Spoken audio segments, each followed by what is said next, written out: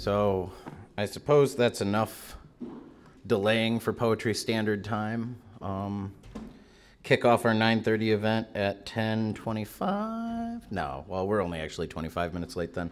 All right, everybody, welcome to Cleveland State University's Michael Schwartz Library and the second day of LevyFest 2014 Renegade Flowers, sponsored by the Cleveland State Library System, among other community sponsors, including Spotted Owl, Hideout Press, the Literary Cafe, Lava Lounge, the CSU Poetry Center, and Guide to Culture Print Cooperative Workshop.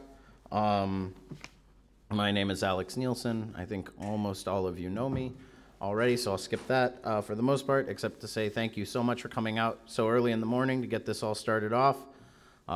More people will be coming in throughout the day, but we're going to have the collections open upstairs in the poetry room today for you guys to peruse the Levy collections here at CSU, as well as a showing of the documentary If I Scratch, I Write up in the media room, and breakout sessions starting at 1 o'clock with panels by myself, R.A. Washington, Mark Kuhar, Joshua Gage. I'm missing one off the top of my head, and that's turning me into a jerk. George Wallace, thank you. And George Wallace from Pace University. So we're going to start off the morning with our talk from Russell Salamon. As a brief introduction, though, he really needs very little. Russell Salamon, I previously referred to him as D.A. Levy's roommate, but he pulled me aside last night and let me know that I should clarify that and make sure that you all knew that actually D.A. Levy was his roommate. It was my apartment. So D.A. Levy's superior roommate, he's currently writing and living in the Los Angeles area in California. He has been so kind as to fly out for LevyFest this year in order to grace us with his presence and share his stories and anecdotes and some of his favorite writing, both of his own and from other contemporaries of interest, as well as answer a few questions. So without further ado, I'm just going to go ahead and let Russell do his thing. And if you need any more refreshments, they are available throughout the morning. Thank you very much, Russell Salamon. Okay. You want to sit, or do you want the podium? You can do either one. Podium. You want the podium? Yeah. Okay, no problem. I was active in Los Angeles for more than 23 years, until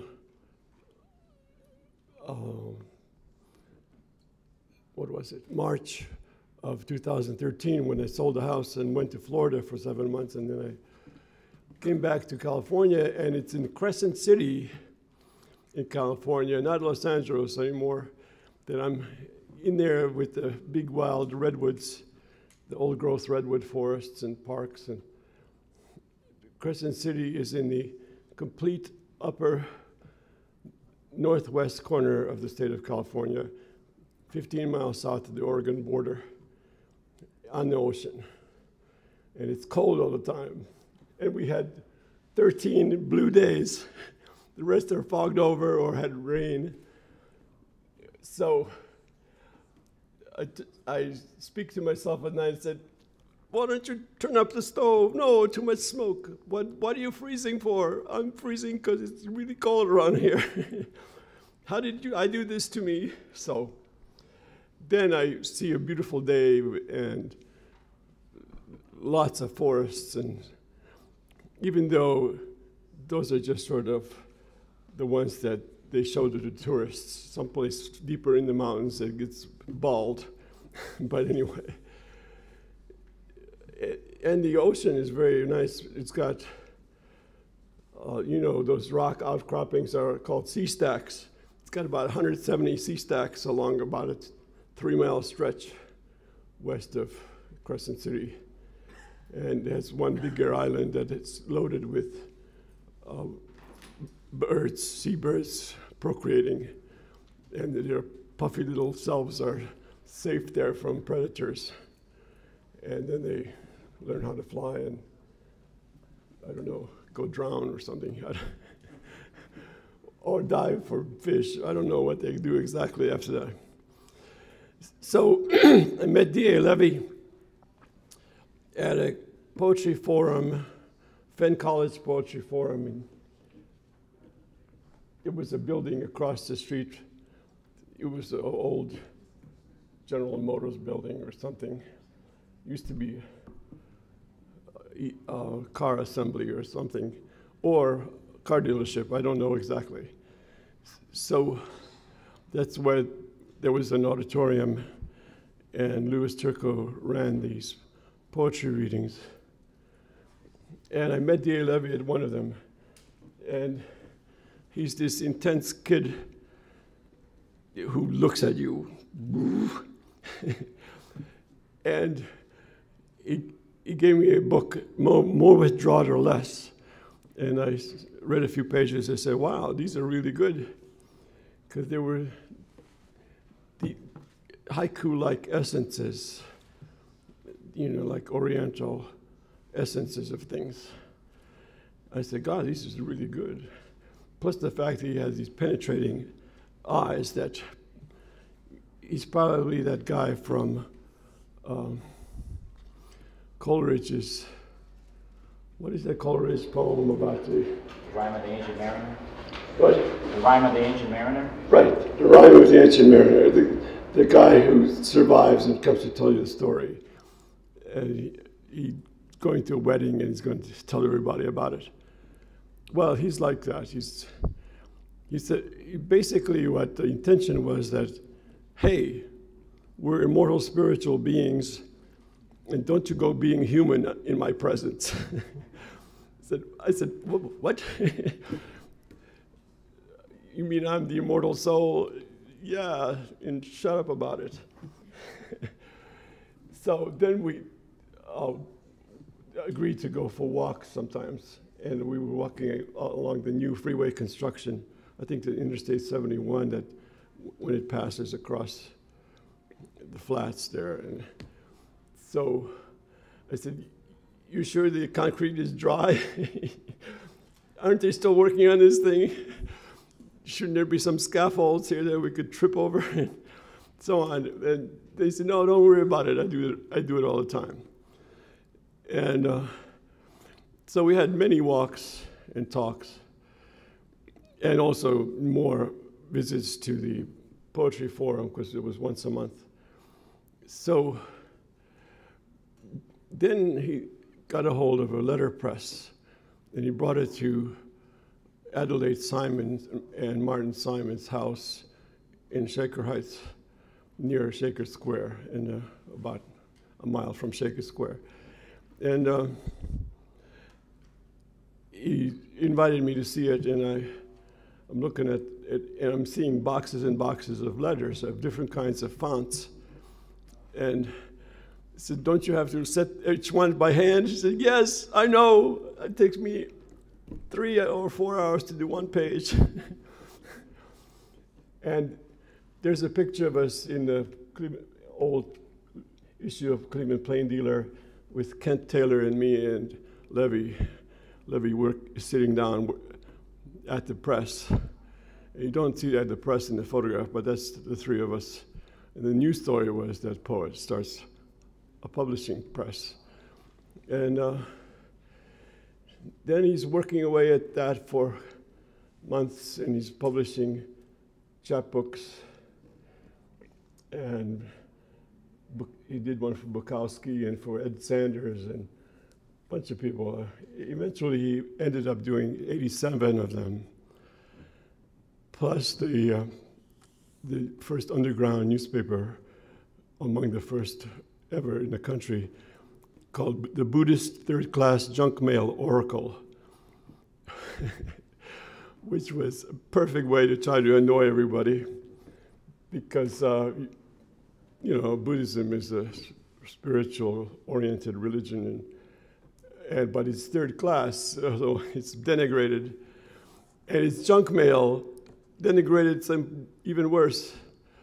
But Oracle is like, whoops, better check it out. It might have some revelations happening. So it's sort of an oxymoron title. Oxy from oxygen means sharp, and moros, Greek word for dull. Also oxymoros, the bright darkness, the stupid, brilliant scientist. Well, they are. They're brilliant, but they don't believe in spiritual beings. So they've thrown the baby out with the bathwater, and so did the government. Government says, oh, we have to remain secular, which means we have to not believe in you, the spiritual beings. How are you supposed to administer 150 million spiritual beings if you don't believe they exist? And psychiatry is just as bad too. They don't believe in a spiritual being. They believe in drugging you with poisons. And this does nothing besides people commit suicide and stuff like that. And they're feeding all that stuff to returning soldiers because they have this invented post-traumatic stress disorder. No, they don't. They have guilt feelings for having committed crimes. They need a confessional. You send them to a minister. Don't give them drugs. Psyche means soul. Iatrikos means healer. So they've just thrown out the psyche because they pretend to heal it with drugs. You can't heal a soul with matter. Never. Not yet. Unless you're working on an extinction. And that might be a goal. I don't know. This is an aside. So Levy was aware of these things, about the horrible hypocrisy of everybody.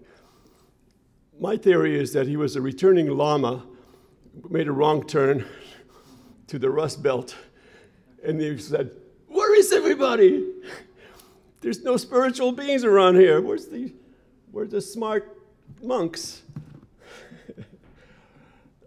And he looked for them too. And he would have these ironic cracks and little ironic laughs. He's, oh. I can't mimic him because he was particularly unique giggles about the stupidity of things. And I was relatively shell-shocked from high school and attempted engineering courses at Penn College, so I wasn't thinking about spiritual lines at all. But then all of a sudden, I ran into a lady poet who knocked me out of my head, and we were hovering over Cleveland while we were making love. I said, what the hell is this? I see everything around me from about 800 feet up. That was the first inkling I had that I might not be my body. And then she wrote beautiful love poems to me and essays and stuff, and I said, oh my God. And so we were all spiritual after that. Levy and this lady, and all this stuff is, not all of it, but most of this stuff is in here, including a knife from McDonald's. I picked it up in the middle of the night. I got locked out of where I was staying on the west side, and I had to make a southern detour towards Joan Cornelius's house, and I yanked her out of bed and her husband, which wasn't totally a good idea because she goes to bed at 9 and she depends on her real sleep. So she got interrupted. Thank you, and I'm sorry.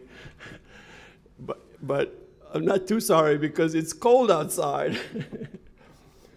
So it was better in the house, and I had 2 blankets folded in half, so it made 4 layers, and I got through the night okay, from about 1:30 to 7.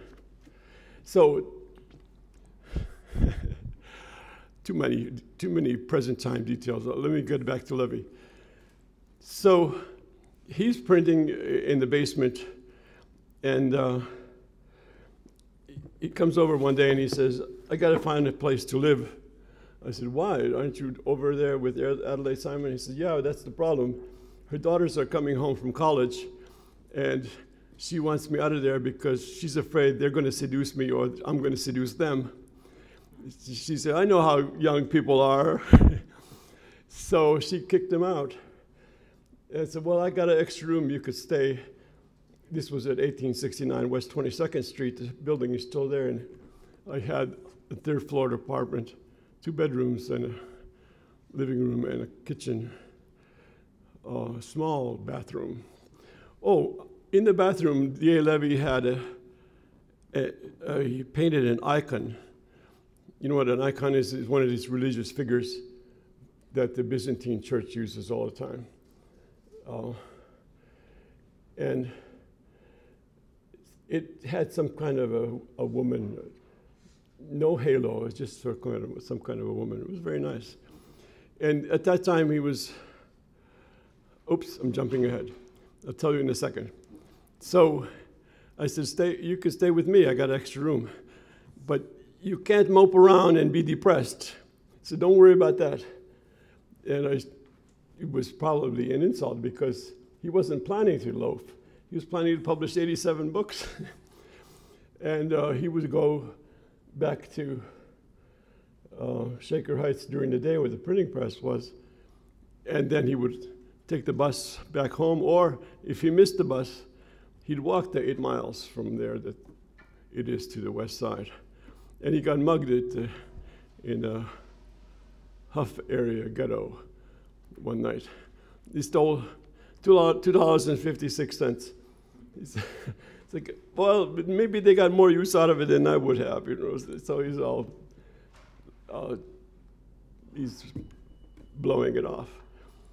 I said, well, didn't you feel in danger? I said, oh, only a little bit. They secretly like poets. You didn't know they like poets, but they secretly like poets. So they didn't hurt him, but he did lose his probably income for the week. He was making 87 cents a day. Later on, when he's in court, he's talking with the judge. He says, the judge says, how much money do you make? 87 cents a day. He says, oh, he says, you ought to charge more. No, 87 is all I can get. So it hasn't changed. I make less than 87 cents a day from my poetry myself. But I used to have a delivery driving work for 45 years, so I knew everything in Southern California in 4 counties. And anyhow, I must have a million miles of driving. So he's doing the printing and coming back at night. And he's definitely not loafing and being depressed. And he was doing some pen and ink drawings. He says, oh, I got 24 perfect Zen masterpieces of India ink line drawings, which you'll see some of them upstairs because I must admit I sold them to the library at one point in 2007. I asked Joanne, he said, how much Levy stuff do you have? So we just received Zen and Concrete from Ingrid Swanberg this morning. I said, is that all you have? I said, yes. Oh, this place is ground zero for D.A. Levy. He was active around here, and the poetry forum was over there near the Fenn Tower. And I said, I have some stuff, I could sell it to you.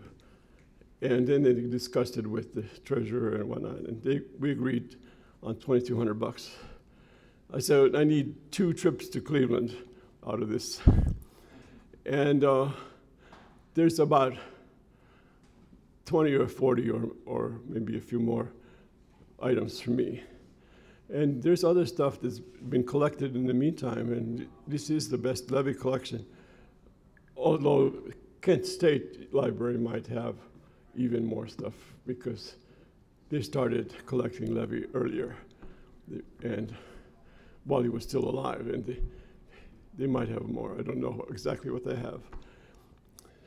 So Levy wrote, so he's living with me now, and we're next to the West Side Market and I'm getting all kinds of good food and cooking chicken soup according to my mother's formula, which is pretty good. And so I'm enjoying the chicken soup. I'm not sure he's enjoying it so much, but he's eating whatever else that he's interested in eating. And I had smoked turkey and sliced ham and God knows what all, and fruit, and you can get everything at the West Side Market, even still.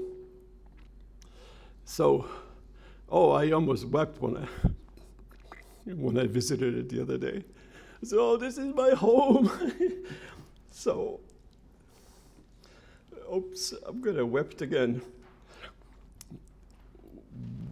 Weep wet. Anyway, so he's working on his book, Cleveland Undercovers.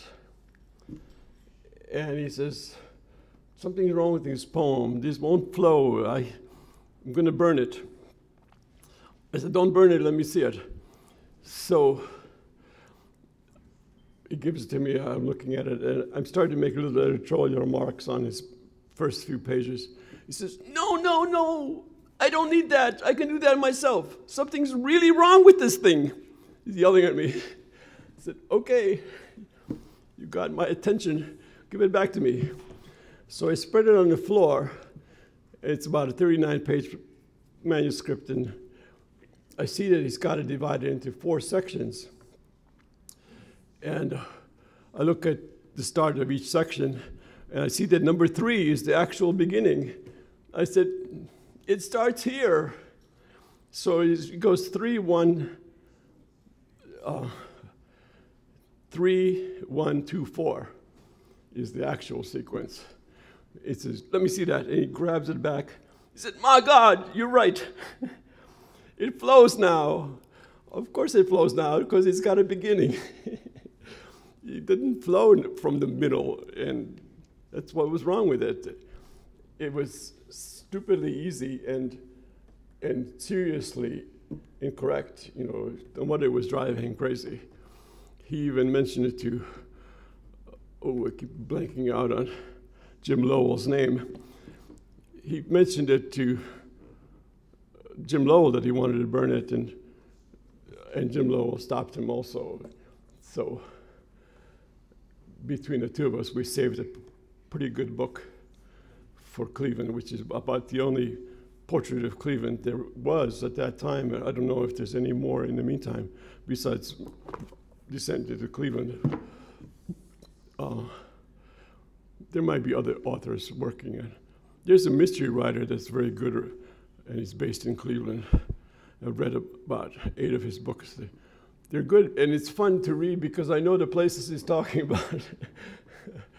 He's got a garage, he's got a warehouse in the flats, or on St. Clair Avenue, and he's got the villains over there, and it's really interesting. Oh, there was a out-of-town villain, like in Mayfield Heights or something. Okay, so he's doing all that. So I saved the book, but he's got a .22 rifle hanging on the wall above his cot in the living room. I had offered him the second bedroom, which was empty, but he didn't like it. So he liked the living room better. So he's got a .22 rifle hanging on the wall. I said, what's that for? He said, that's insurance against great work. I said, you're doing great work. Don't worry about it. You just keep working. And then he sat down on the east side of that room, and there's a bookcase there. And he demonstrated how he was going to do it. He sat down and assumed the yoga lotus position, which is where the legs are crossed and the knees are splayed out. And he put the butt of the rifle between his feet and the muzzle into his third eye. The Hindu third eye is supposed to be where the soul exists. Well, the soul has no location in space or in time, so it could be anywhere it feels like. So today is Denver. Okay, it used to be Cleveland, but it's Denver. You could just choose a location and go there. But we didn't know that at that time. So he thought it was the third eye, and it had a mystical significance from the stuff he was reading about Hindu religion and Tibetan Book of the Dead, and also later the Egyptian Book of the Dead and the Aztec Book of the Dead. He was very interested in what happens after you die. Well, what happens after you die? You get reborn in Cleveland. This is the afterlife. We all did it. You know, I wasn't reborn in Cleveland, but I became spiritually aware in Cleveland. So I'm adopting it. And I may or may not be mildly famous in Cleveland, I'm not sure. But at least you invited me over for this talk, which is a big deal. It's like the Academy Awards or something. Oh, that's an exaggeration. It might even be an oxymoron. But anyway, military intelligence is the perfect oxymoron. In order to have a war, you have to be absolutely stupid and a big liar. And then you collect intelligence. You don't collect intelligence, you collect the other guy's lies and the other guy's evil purposes, and you're scared of that because you can't talk to those people, especially in another language. And Sun Tzu, in The Art of War, the famous 500 BC Chinese general during the Warring States period, he wrote down the axioms of war. In chapter 1, he says, if you have to go to war, you have failed already as a monarch and as a general, because now you're going to burn up your people and your money on a useless war, which you could have been, if you were smarter, you could have handled and could have lived in peace with these people. So he's right before he even gets into any strategy, he says, you fucked up if you're reading this book. And it's still there, you can read it. James Clavell, the author of Shogun, and he's sort of an expert on Eastern stuff, and he translated it pretty well into regular English. And there's a more cumbersome translation by some British military guy, but it's not bad either. So read The Art of War.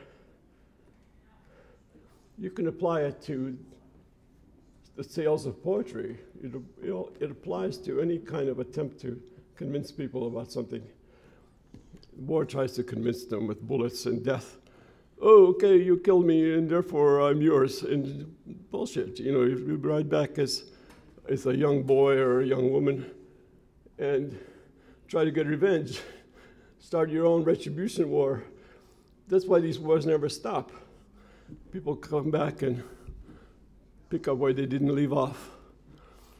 Okay, that's another aside. But so he says, he explains to me how he's going to do it. Now, it turns out that on Thanksgiving Day, 1968, that is exactly how he killed himself, in that same position that he described. So the guy in New York who says that Levy was killed and assassinated by his friends doesn't know what he's talking about. Levy planned how to do it all along. Another time, he says, I've read 3,000 books. I have 6 more books to go, and then I'm going to kill myself. I said, no, don't do that. So quite by accident, because I had a little extra money, I was visiting a bookstore on Public Square in that direction. And I saw some interesting books on Zen and Buddhism and D.T. Suzuki's translations of stuff. And Paul Repp's The Zen Flesh, Zen Bones, which I studied very hard. And some other books on mysticism and stuff. So I brought them home, I put them on the bookcase there, and because I was going to college and working swing shift at Jones & Laughlin Steel Corporation, I didn't get to them for a while. And so about 3 weeks later, Levy says, "Hey, you know those books you bought are pretty good. I've been reading them." I said, "Oh yeah, that's good." I said, "Maybe you could tell me what they're about, and we could save me the trouble of reading." He said, "No, you got to read them yourself." So he could be direct when he was annoyed, when he thought something was stupid, like that crack. So then over the next couple of years, I ended up buying about 200 books, and he would read them. So I think I extended his life by at least 2 years, because he didn't shoot himself while living with me. And I had to leave for the East Coast. I was drafted into alternate service, which is civilian work.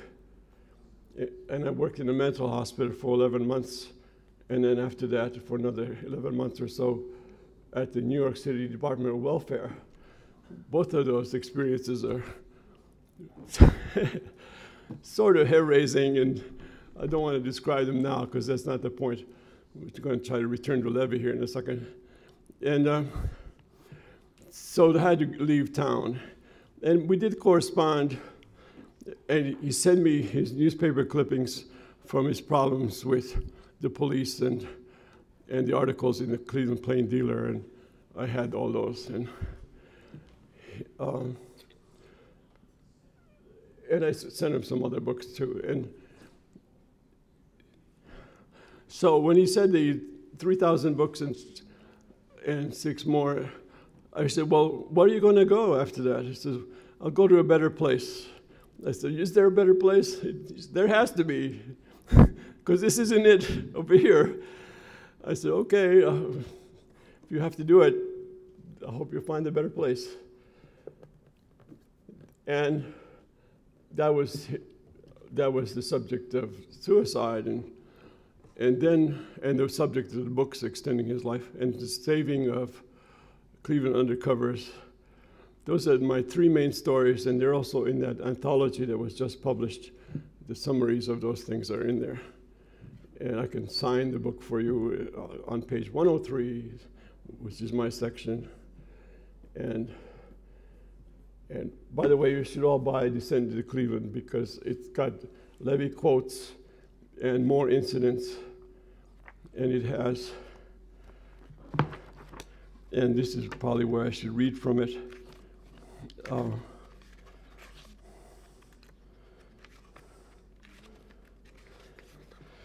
This is my opening, and then it'll be followed by his opening to the Cleveland Undercovers book, and they sort of work together.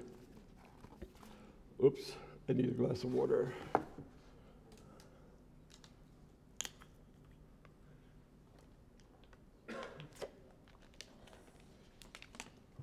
Very handy.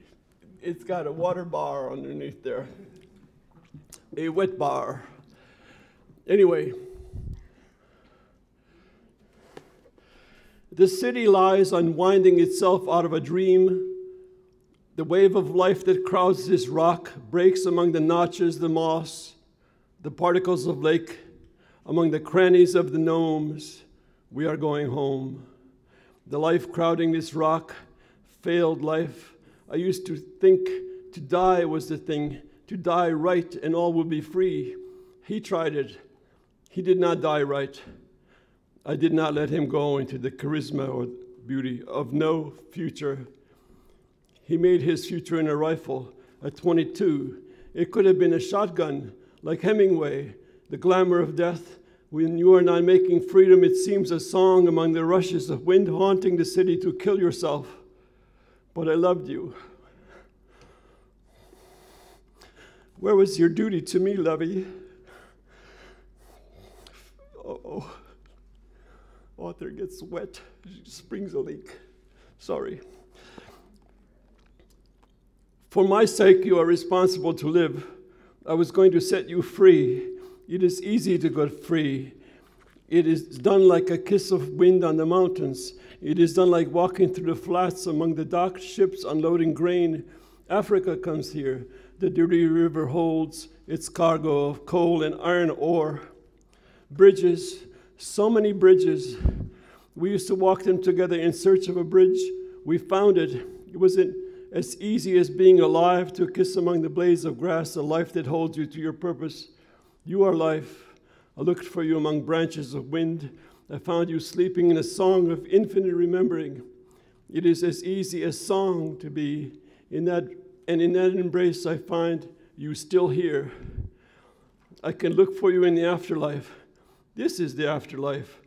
The song we sang among the coal barges, among the iron ore and the limestone, or in the ancient snowstorm of blooming flowers among the night snow-feathered trees, the infinite quiet. It is that song we were singing and are still singing, remembering. We were going to make Cleveland famous. Perhaps we will. I will tell what happened. The 3 solutions to life. I am alive. You are dead. Grace is wandering around the Ohio countryside, still alive, still looking. It is not easy to remember. It takes a larger toll than it seems. And Angela is singing Bach. She remembers you too. Angela was his girlfriend at the time in '64 or something. I have a city to cover with lines, Levy said, and I have a city to cover with snow. To whiten it, I said. The hate on its painted lips haunts the city. She is like a mad lioness in her lair, the split city, Cleveland, Cleveland. Brother impaled on brother. It is not love, it is a broken song leaking out of the whiskey bottle, leaking out of a West 25th Street bar. The hillbilly beings. There is intelligence, but the enthusiasm for life takes many forms. The deformed ones are as close to God as the saints. But where are the bones of the wise men in this city where the oars of the slave ships are still heard, coming from Africa on the silent, no clatter of the Underground Railroad? The city fills with beings, players. Civilizations echo like lost wind. Fragments dune up everywhere. It is a collection, this city, this planet, not an evolution, a dung heap, a dump. And Job, in the Bible, was wondering why God did it. He should have asked himself. The answer is the exact question. He had good questions. You also, Levy, had good questions. They did not hear you, you said. You asked of your city to be great, to create. They did not hear you. Can prisoners hear? Maybe you should have asked me. I know. I am not the freedom of boredom or the accumulation of thoughts, nor even the refugee from a dung heap. I am a lost son found. I was not born in time, and I created for you to see, and you could have created it with me. When I came back to look for you, I found you were dead. Now I am waiting for you to build another body and come talk to me. We still have a city to cover with lines. Cleveland is not yet famous. And this is Cleveland Undercover's opening. Sometimes, city, I walk at dawn past the trucks parked on the cold morning's edge of the old viaduct to look at the sore mouth of the Cuyahoga, eating and eaten by the dawn, and the city and I knowing in the east a new sun is rising and the grass is growing on the ashes of the city where once I was born, walking in the dawn, where once in a shopping center I slipped into my center and listened to the others sing and seesaw something of myself, and they sang of the city, quote, "What can you expect when you wake up in the morning and find a Republican tugboat tied to the foot of your bed," unquote. But that was then, and now I am, and do not expect tomorrow or yesterday, today. Instead, I write in ecstasy, and when someone stops to say, "Hey, that's not true," I yell backwards, "For who?" and fuck rhyme. I have a city to cover with lines, with textured words, and a sweaty brick flesh images of a drunken, tied-up whorehouse, cowtown sprawling and brawling on its back as the lakefront rats race from rock to rock like medieval monks, race from door to door, looking for God, I amuse myself, looking for Shu and Ptah and the Hebsed ceremony. These are Greek gods, the Egyptian gods. Shu and Ptah, or the Hebsed ceremony, in a crystal toilet bowl gives me visions. I paint them El Greco in my head and toss a few angels in the sky, playing plastic harps that pluck the streets with magical names challenge me. If I paint Windermere on my apartment door like a Pennsylvania Dutch hex sign, will it keep the angel of death away? If I etch Magnolia on the Institute of Music, will the South rise again as Haitian angels sacrifice chickens to the music of Hindemith?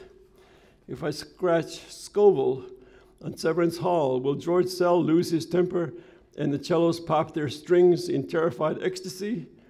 If I write Erie in pastels next to the kitchen sink and the mushroom stones, will some decrepit archaeologist climb out of the drain with flint arrowheads or obsidian figurines wrapped in his fat handkerchief? If I inscribe Memphis on the bathroom icon, will I have a Protestant illumination or excremental visions overwhelm me? My God eye seems to have no city to see. I look into the mind of it and smile, knowing it is young and becoming one, so it doesn't matter if or why, I still have a city to cover with lines. So that's the beginning of both things.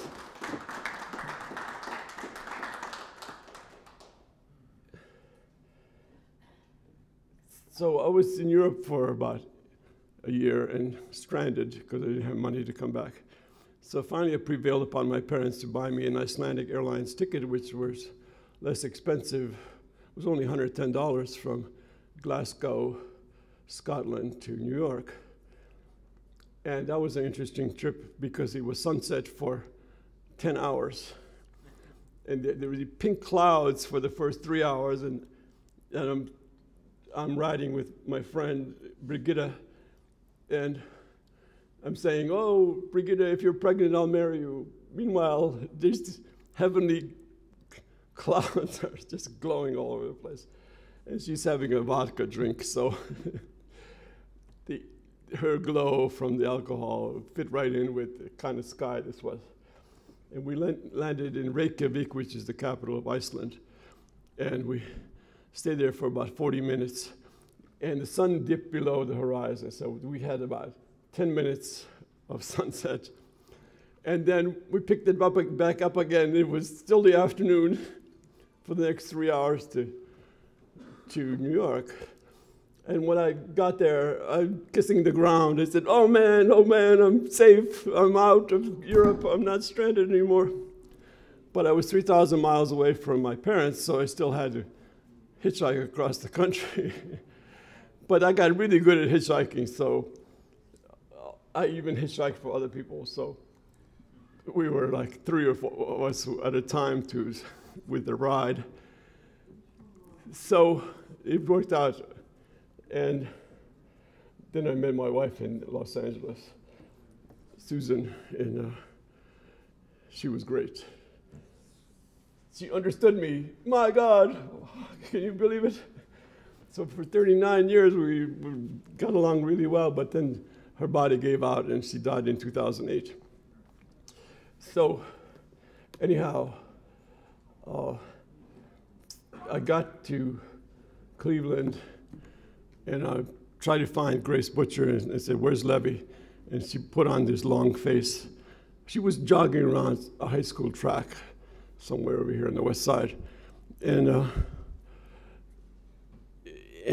she put on this long face. I said, oh, here comes the bad news. He said, didn't you know? She said, know what? he killed himself. I said, oh, fuck, God damn it. It got me really mad because I had all kinds of good news for him along the philosophy front.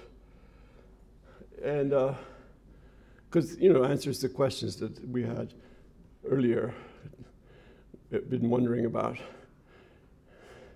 Like, what's a soul?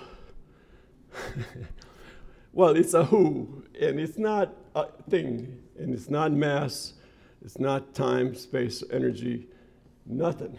It's like Lao Tzu says in the Tao Te Ching, it's a nothing, and it conceives things into existence.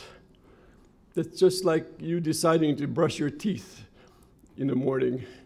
You have to conceive it, and then it happens. And they say, oh, I don't feel like brushing my teeth today because I'm not going to kiss anybody and blah, blah. And besides, it takes too much work and I'm late. Okay, that's another conception. So existence is the result of conceptions or decisions that you make. And then you say mountains. And then you say, oh, I see mountains. You put it there and then you see it. And then you can unput it there and don't see it. Like the next morning, you got a hangover, you don't see hardly anything. So that was one of the answers I was going to bring him about where the sources of existence is. And there's no external deity doing anything. Besides, the external deities are busy doing their own stuff. They're running galactic confederacies or whatever the hell they're doing. They may not be as interested as the Greek gods used to be in the local doings of people. And probably the Greek gods gave up on the subject of local people anyway. Screw them. So that was one of the failed purposes of him having killed himself. I couldn't discuss any new stuff with him. And then I stayed mad for about 2 years. That was in '68.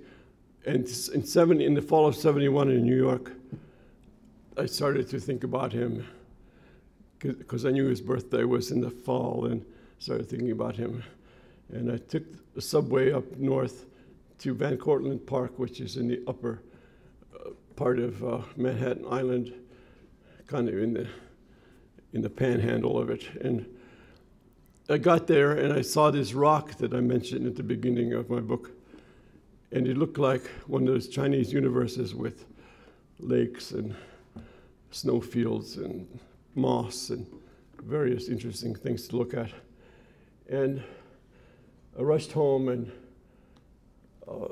started writing this book, and it took 10 days and with 1 day off to go to New Jersey for my wife's friend's birthday party. And I stood back, I didn't talk to anybody, I didn't want to change the subject. And so then I came back to our little one-room apartment, and when I got to the hot part, the suicide part, I sat down into our bathtub, which no water in it, and just fully clothed. I just sat there and I wept. And I'll read you that section.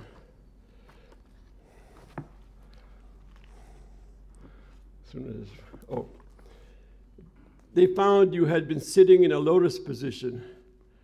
The rifle was still erect between your feet. The bridge of your body had fallen.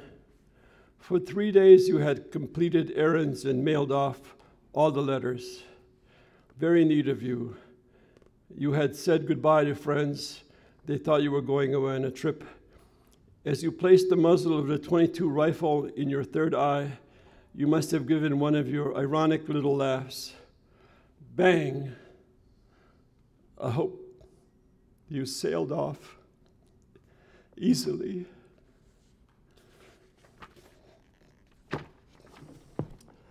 Okay, wet spot. The next chapter goes, rest in life, Levy. It is easy, Its easy peace covers you like snow covers the side of a mountain. I was a mountain once. A gnarled old tree dug its strong roots into my back. I was a tree, the rocks and the sky.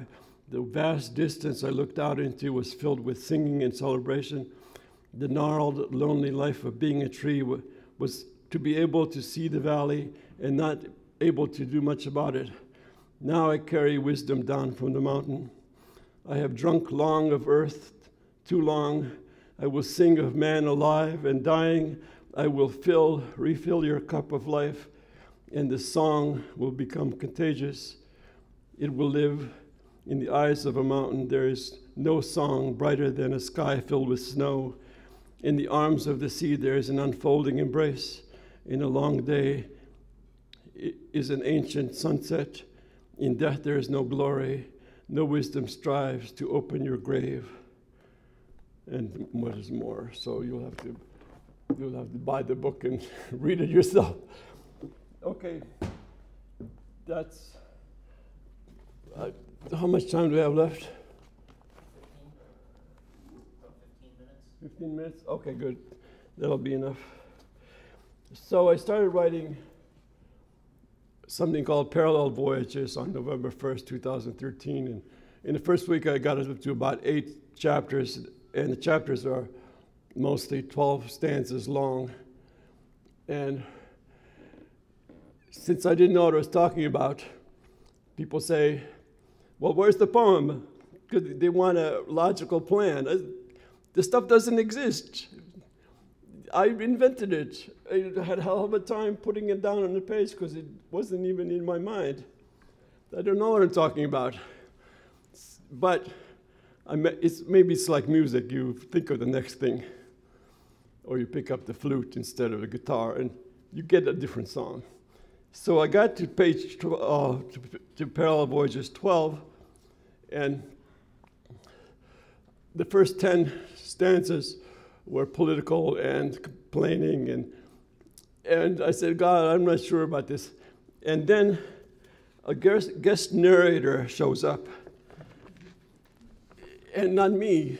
So he says, let's go thunder stomping, you and I, over the clouds, among lightning forests, breaking branches. Ho, our eyes flashing, faces sizzling off and on, clatter tiptoes, tossing echo bodies, elongated on sheets of doom and dusk, arrows and musk.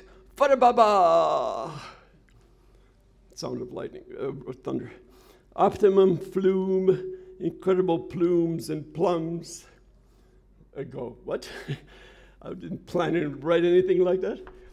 So, but he keeps going. You thought I was a depressing God. I have nothing to do with your moods. You are your own divine or human punishment and states of being. Look how lightning snaps out of your body and arm branches. You thought you were a meat form, cut down the middle. Look at your mile-long feet, slashing in wild bolts at the wild land. You did not miss a tree. That zag of fire was your doing. I like mankind. They reveal things I didn't think of. I was weak on evil. Angels misled me with perpetual admiration. I prefer professional football, and I make those boys in my best image. He probably likes the Cleveland Browns.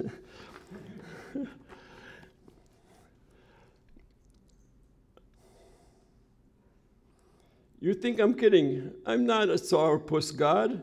I'm trying to understand evil, and so far I find it completely incomprehensible. I gave you the sense of ethics, and you developed sense of greed, thinking greed is power. No, it's a disease of the soul. I invented death, but not as a reward. So don't get excited about overusing that stuff, is what he means, you know. Sure, there's death, but take it easy. Life is power. Creating divine life is power. My kind of business. You are my partner in power. You are my divine hands, but I always allow free choice, a full extension of infinity. You expand into my divine ranges or you shrink into infinite wrong. You breathe my vastness or strangle on your own small mind. You expand immortal life into all lives, the allness of all, inhabiting allness, which has all the time, mansions, and universes you will ever need. We're not going anywhere away from origin point. We can't. We have no point. It's wherever you are is the point. Okay. Creation is you, the mutual us. No viewpoint is exempt from practicing eternity. Other gods are busy too, making allness work for all living forms, and metals and stones. Everything is sentient. New thought forms, origin forms, viewpoints are brought into being. There is not one God. I'm a happy zero or infinity, which contains all potential states of being and not being, with freedom to choose to be and not to be. We live among mutual answers to mysteries and forever questions about, is it life? Is it death? Is it pain? Is it suffering? Of course, infinity demands all kinds of answers, and even evil. Sometimes one side goes to hell, and the other side is too good to be truth. But lately, I'm a spectator, watching impossibilities at work. Not that I don't splash out a few replacement galaxies to keep the gravity tubs restocked.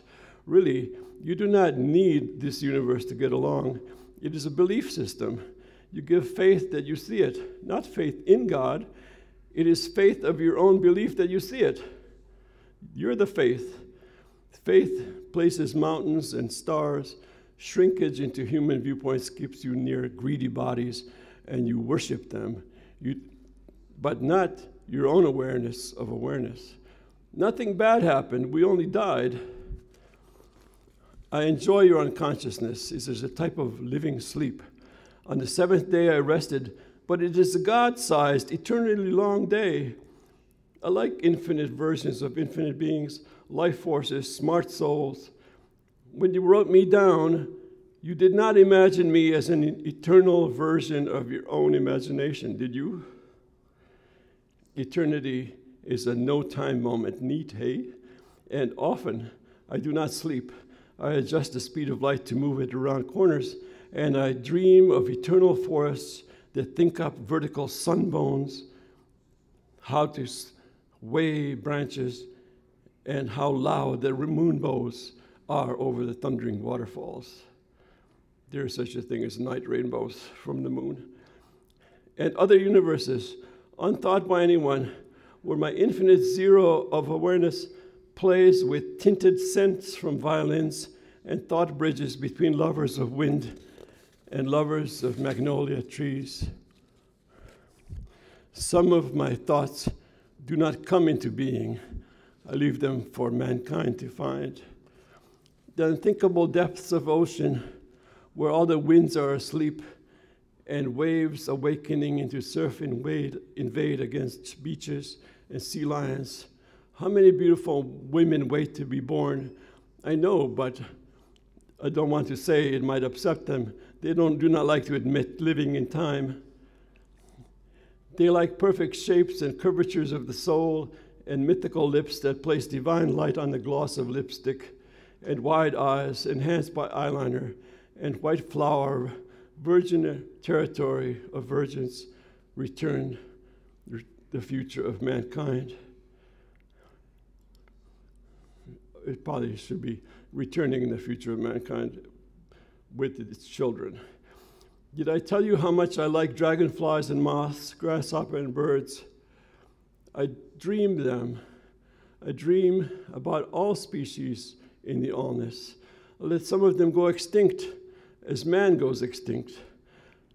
I am not a busybody God. I do not save, I help create. Salvation is in the hands of intelligence when any arises. That's pretty droll. I don't see any intelligence yet, but when it comes, I like it. Anyway. And if not, I am in No time in my happy zero state. I can wait until you all as lichen eat down billions of years of rocks into fresh soil. Then if you make amends to the fertility goddess, I may pitch in with a few new life forms, or I may not. He who is timeless may have created it. She who is eternal may have suckled the child of eternity. That which has no space might have thought of space, and he who has no energy may have caused it. The zero of time holds our ever-presence. The you of you and divine placement of you is the eternal you. The life of you from faith of you chooses the you who always self-creates you, not out of mud, but out of sheer thought of thought, the decision to be, the you of stars, universes, worlds, and light, thus life. Okay. All right, so Russell's grabbing a quick book, and then we're going to do the Q&A session while we still have Al here with the camera, getting our permanent record of this for our archives here at the library. So we're going to have Russell come back up if you guys have any questions about either his reading or his upcoming work or anything like that. It's again Russell Salamon. Okay, thank you very much. I got all involved and I forgot about the Q&A that we're planning to use.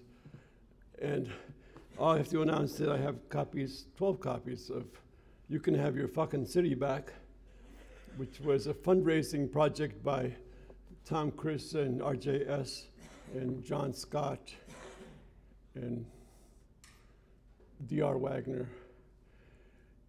And they did raise some money, but actually a lawyer from New York got wind of the problem and he sent out $2,000, which was enough for the legal defense that Levy was using, and he got off finally after about 6 or 8 weeks, or maybe it was 3 months, I don't know for sure. And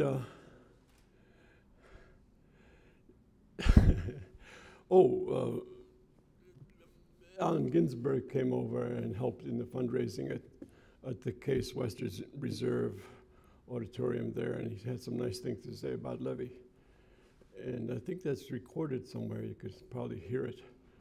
And so this book has interesting stuff like 9, I think it's 9, 7,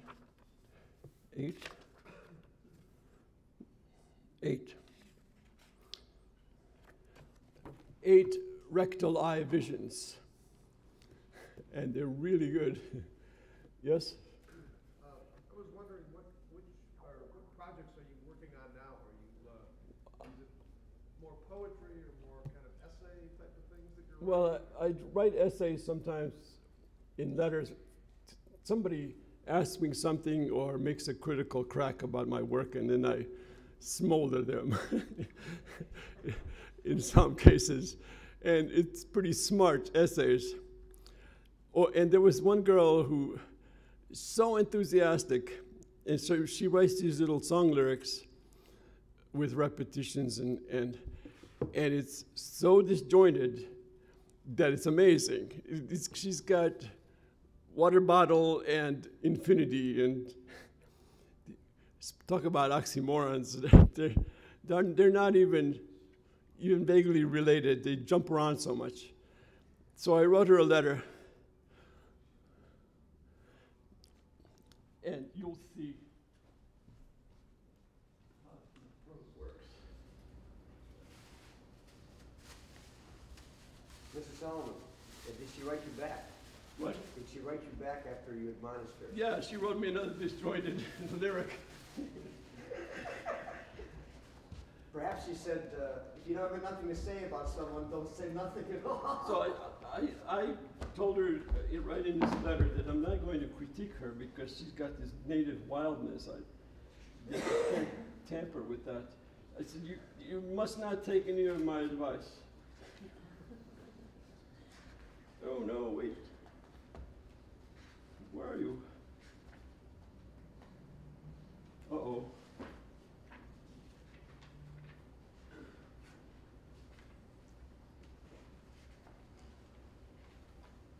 Gasp, I had it over here in the stack.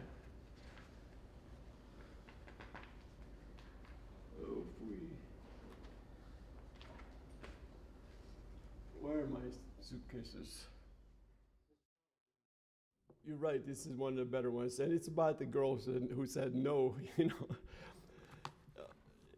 Which I'm starting to admire her for having done that, because it really worked me over the emotional range, you know, because I was just excited as I decided I could love her. I wrote her 260 love poems, and she wrote back about 30. And I said, I'm in business. And I wasn't in business because she was just trying to do it as a drill to see if she could match me in some sense, and she could. And she was my first student starting in 2003, and because she liked the poem that I have is Red Dress. That's in With Smoke and Green Tea on page 27 or something. But anyway, so I write 260 love poems. She says no. Out of all the books that you've written, which one do you think is your favorite? My favorites are the ones where I say, gee, I wish I could write like this. And I regularly have that phenomenon. I said, oh, here's another one. And so I don't really have a pre-selected. It's going to probably be the job of any future audiences to decide which one they like the best. Well, I hope there's some future audiences, for God's sake, because his body's getting older, it might evict me. Okay, enough of you, soul. So, Russell, I mean, following up on that, what do you think is next for you and Levy and the Mimeo Revolution? Like, what needs to happen next to sort of... Well, first of all, I'm waiting for him to show up at one of these events. And I haven't seen him yet. I said, you lazy bum, you know, why don't you track your history down, visit Cleveland or something? But he hasn't done it. I had a dream about him once. He was producing rock concerts in Boston. He was backstage, he was organizing something, and I said, Levy, what are you doing here? So, don't bother me, I'm working. But he didn't look like Levy, he looked like some 35-year-old taller guy with shorter hair, and he wasn't sporting any beatnikisms in the dream. So it was probably just a job for this guy. But I do look for him, and I was looking for him last night and here, but he's not here. So maybe he did find a better place to go, or maybe he got trapped up against the trap of some kind, or there are such things, and he might be hanging out at some flagpole on some other planet, you know, waving, oh, something's wrong here, this is not a better place. Well, I hope that didn't happen. Maybe he's just a monk again, and he can't get away, or a nun, and he's waiting to live out his next lifetime, which he should be 60 years old or something, from 68. Let's see, that's 42 plus 14 would be 56 years old. So he might be contracted to his monastery or something. I don't know, I'm just wildly guessing. And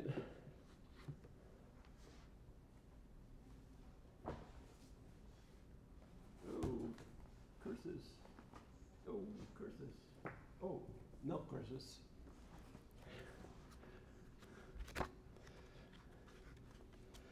Red dress.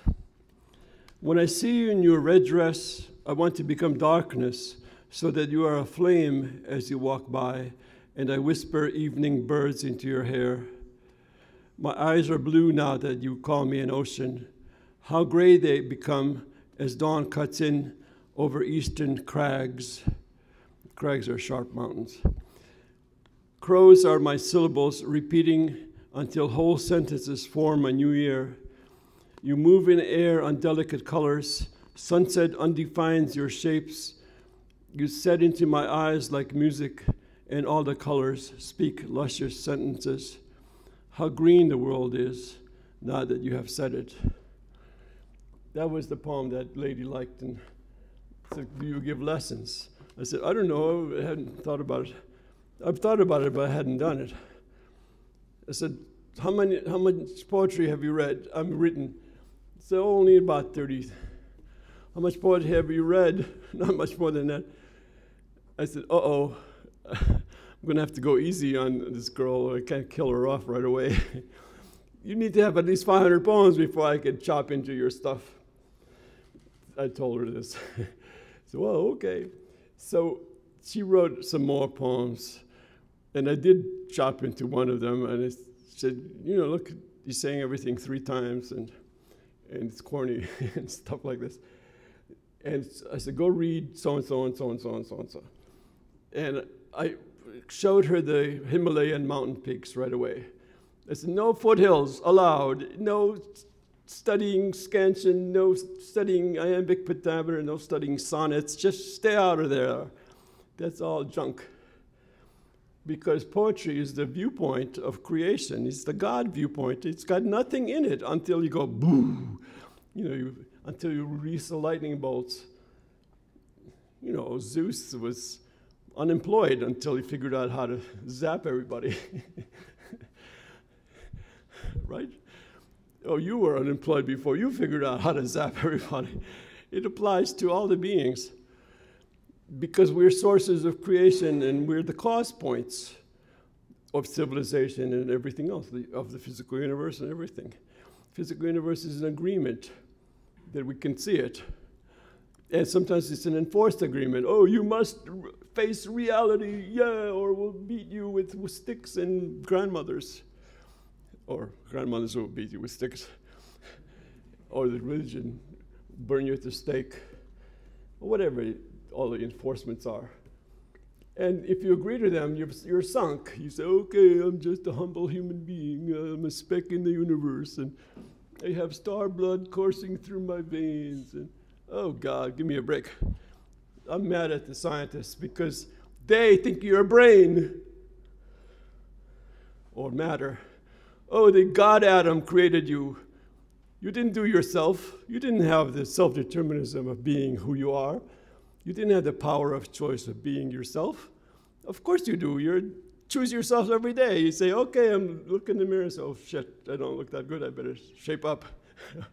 Or whatever you say to yourself, but you're making your own appearance and your own presence, and you decide to show up somewhere, like this morning.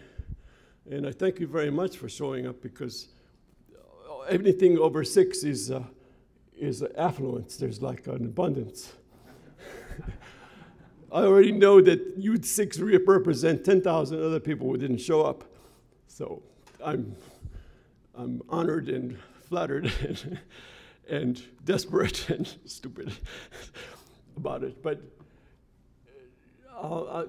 I have about 35 or 40,000 poems, and I have at least 30 manuscripts assembled already.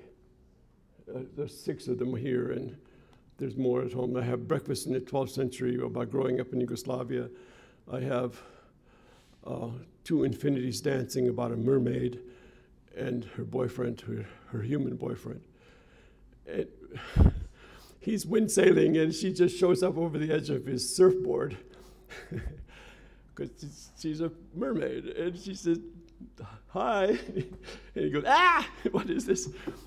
So she decides to like him for a while, but it can't work because she's a mermaid and he's a human boy. And so she lets him go. And that's a beautiful book. Mr. Salamon, question. You mentioned you have excerpts from Yugoslavia.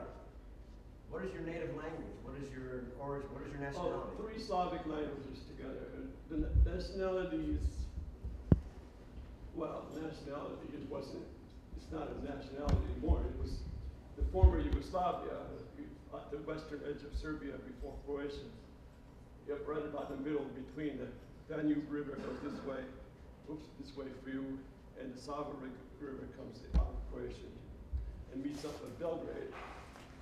And so there's a sliver of land there. So your parents were Yugoslavian? My father was Russinian, born in Yugoslavia. My mother is Ukrainian, and she was born in Ukraine. Oh, I got a great little story about my mother. Oh, okay, let me see.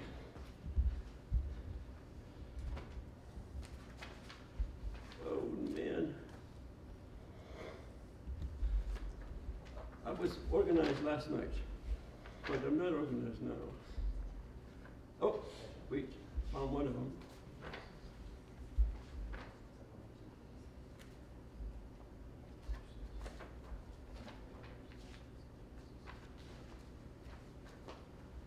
I'm not going to find the other one. It's gone. Well, here's a mermaid poem. Mermaid 75. That's from Two Infinities Dancing. The boats had mine sails unfurled, and as the girls sang, the sails folded and unfolded the winds. One of the starboats had a burnished feel, singed by starlight, and the moonboat carried the bright roses of the blue tides. People lined the canals and waved, sailors of time newly returned as young boys and green girls blew kisses, and when they landed, a soft time came on the land. Apple petals blew in fragrant drifts across eyes of musicians. Mermaid stood in the prow of the galactic Voyager, its sails still covered with space ice. She expanded into all the lives looking at her and could feel the virgin future worlds in the people. The parade curved in and out of time, and by morning, some of the ships turned into daylight and shined over the city. Mermaid 75. I was trying to go for 88 because 2 8s are Two Infinities Dancing, but I couldn't. I had to go out of town, and I tried to finish it, and I ended up with 10 poems which are roughly the same. So I picked 2 of them and said, okay, got to stop now and go take a plane, and that's what happened. I only ended up with about 77 or 78 instead of 88. And I can't get into the spirit of this book anymore because it's got its own conclusion, and I don't want to mess with it. You know what? If it's alive enough, why, you know? Okay, it's got a missing leg, but you can't graft a live leg to, you know. Dog gets born with 3 legs. So you can't give him a 4th leg. You know, impossible. There's no way to operate and have the thing come to life or remain alive. You can kill it by chopping it up, but I already know that part. I don't want to wreck my poems. So I'll just write new ones. I'll say, okay. Now, I got an idea for the 3rd set of Cleveland poems, because I have Descent from Cleveland, and I'm going to have Sideways in Cleveland or something, or on the western Cuyahoga Plateau of Cleveland, I don't know. So I have another book, I'll tell you what the idea is, of an exchange of letters between Julian, who's down here, and Roxanne, who's up there. And Roxanne is in a very high stage with millions of free beings, and she ends up being sort of a referee and games control girl. And she's got red hair, and she looks like an Irish girl. You know, Irish red-haired girl. Because I saw a picture once afterwards. After I already wrote the book, I saw a picture. Oh, I said, this is Roxanne. And So they're exchanging letters, and what's his name? Julian is writing right after the 9/11 stuff and 50,000 people meeting in the stadium and pretending to be anti-war and want to kill everybody. And so he's remarking about that. And so she gets wind of this letter, and she says, it's about time you learned how to turn on this thought switch. We've been looking for you for centuries. So then they start exchanging letters, or thought letters. And the author, me, says, wow, this would be a great love poem. You know, if we ever got together, this would be a great chance to write a whole lot of love poems. So I'm having Julian flirt with her and write her love letters. And she says, no, I don't, you know. And finally she says, he invites her to come down and meet him. So she said, no. If I come down, we're going to have two trapped beings, and then we'll both be stuck. So you got to come up to me. And I go, clunk. There go all my love poems. And Julian goes, clunk. How do I do that? So then she gives him some clues on how to do it, and he's applying these clues, and he's starting to climb up, and he sees her for a moment, just for like 3 seconds, and then she disappears again. But he's getting closer. So finally, he climbs up to where he could see her for hours at a time. So now I say, okay, Roxanne, what about the love poems? So it turns out the last 20 pages of the book, they're making love with existence, not bodies. They make things to occupy. They make future worlds to be in. They could see all this because they've just put it there. They put a river going around the curve of a hill, and all the light is reflected, and it's got insects in Louisiana or whatever it's got. And I said, my God, what an idea, making love with existence. If you love somebody, you make a mutual existence. Holy smoke, what an idea. So I thought of this idea. I was telling somebody about my Roxanne and Julian story, and I said, I think I'll do some existence poems for Cleveland. So I had a few ideas yesterday, but I got locked out of where I was supposed to sleep. So I had a problem of trying to find a place, and I migrated down to Parma and woke up Joanne and her husband, and I slept there on the couch, so it was okay. Because when I first arrived, I slept outside in the car. I woke up all twisted into pretzels and cramps, and 3 cramps in my neck and 6 cramps in my feet and calves and stuff like that. I felt really, I don't know if that's old age or if it's just plain pretzels.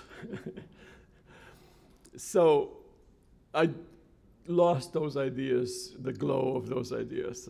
But I'll put them back because I've just told you. I just promised you a set of poems with existence about Cleveland, so I better do it. And I'm going to go for a walk in the parks and the national park here, and maybe next Saturday morning we can go walking with Joanne if she's free, and that'll be inspiring. And did you know how smart Joanne is? You probably do. She's so smart. She listens. Boy, that's really smart. And of course, I love to talk. So it inspires me to talk, and sometimes it's amusing to somebody who has to listen to me. I still see a couple people smiling, so I'm safe for another few minutes. So, okay, so buy this. This is $20, and maybe $15 if you insist. this is a sort of a history of the 60s of what happened and what he was talking about. And there's a great interview by somebody from San Francisco, and Levy's answers are great. And I think it has excerpts from the North American Book of the Dead, and it has most of the newspaper articles. And in my version, they're clearer, more easy to read, because we were able to adjust the computer screen and the printers, Instant Printing Company in Long Beach, California, could darken it. The original mimeograph is kind of faded because that's how it came out. There was no way to get it darker.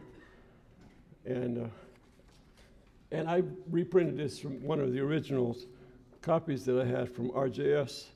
Actually, I had 3 copies from RJS, and you can feel free to buy one of these and reprint it.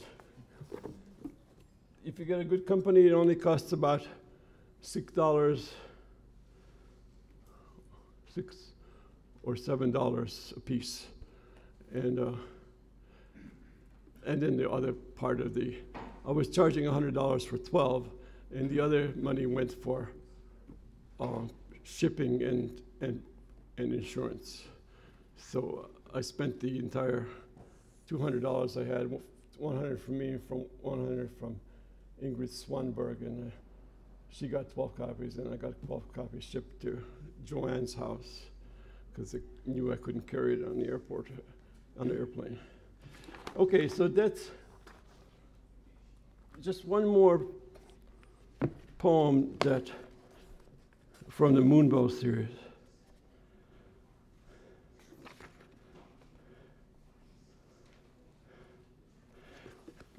Number 20, he read number 18.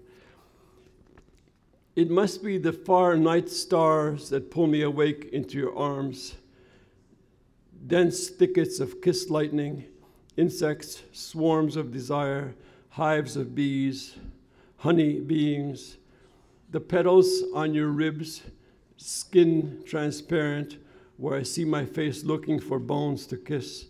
I enter wildflower pain points into longing for 2 infinities, you in hands and you in white roses of the moon. I enter with deep hearing, the pulse in your breasts and breathing, how permeable you are with seabirds and red hair, rainbows in your dry dreams, wet with each other's kisses, nowhere to go now after the state of God.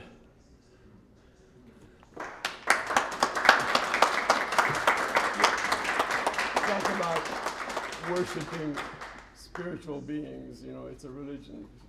Find a lady you like or a man you like, and you go worship each other, for God's sake, it's fun, you're smiling, that's good. You have had experience on this. You have another question? Or you just got an itch? Okay. Any more questions before I turn into the future? Oh, wait, I can't turn into the future yet. I have to sign some books that people are going to buy in droves. In fact, each of your representatives buy several thousand for your army. Okay, that's enough of that. Thank you. All right. Well, that concludes our keynote. Thank you once more to Russell Salamon for coming all the way out, and also for reading today for us and reading last night at the inaugural event. Can we have another round of applause for Russell? Thank you so much. Russell has, as he mentioned, all of his books back in the press area. We've got the press area pretty much filled up at this point. It's impressively full of various and sundry presses. I believe the CSU Poetry Center has arrived during the speech and is now set up with some of their more recent publications.